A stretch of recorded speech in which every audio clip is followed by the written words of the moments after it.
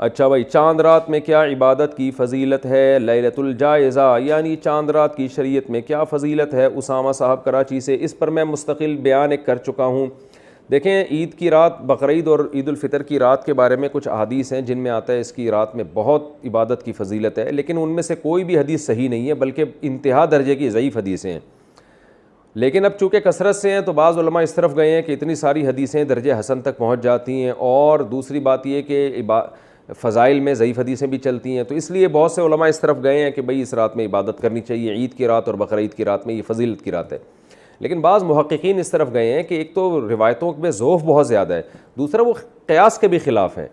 قیاس کے خلاف اس لیے ہیں کہ دیکھیں، شریعت کا ایک حکم، شریعت کا ایک مزاج یہ ہے کہ جیسے ہی سورج غروب ہوتا ہے اسلام کہتا ہے افطار میں جلدی کرو، کیوں کہ اب روزے کا ٹائم ختم ہو گیا۔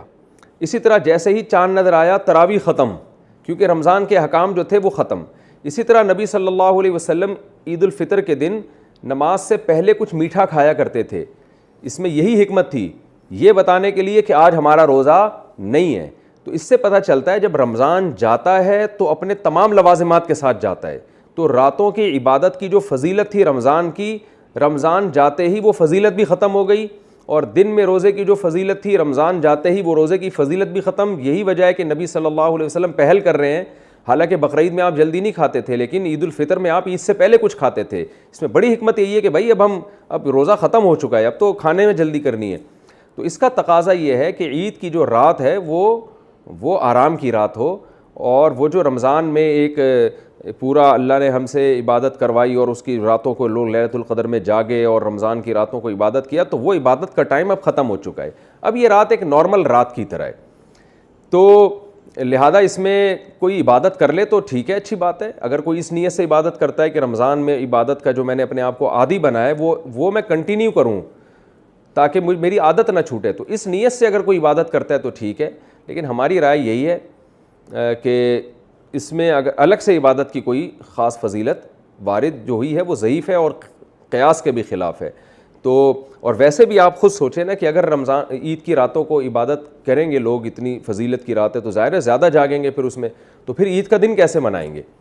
یعنی عید تو اسلام میں صبح شروع ہوتی ہے نا، صبح اگر آپ تھکے ہوں گے تو وہ عید کا دن تو آپ کا وہ تھکاوٹ میں گزرے گا پھر۔ تو یہ سب چیزیں کہ یعنی ایک اشکالات ہوتے ہیں اس قول پر جو کہتے ہیں کہ عیدین کی راتوں میں عبادت کرنی چاہیے۔ تو اسلام میں دن جو ہے، رات جو ہے وہ دن کے تابع ہوتی ہے، تو روزے کے دن میں، رمضان میں دن میں روزہ، رات اس کے تابع ہے تو رات میں عبادت۔ اب عید کا دن جب کھانے پینے کا دن ہے، خوشی کا دن ہے، تو اس کی رات بھی عید کے دن کے تابع ہوگی، تو وہ عبادت کی رات ہوگی نہیں۔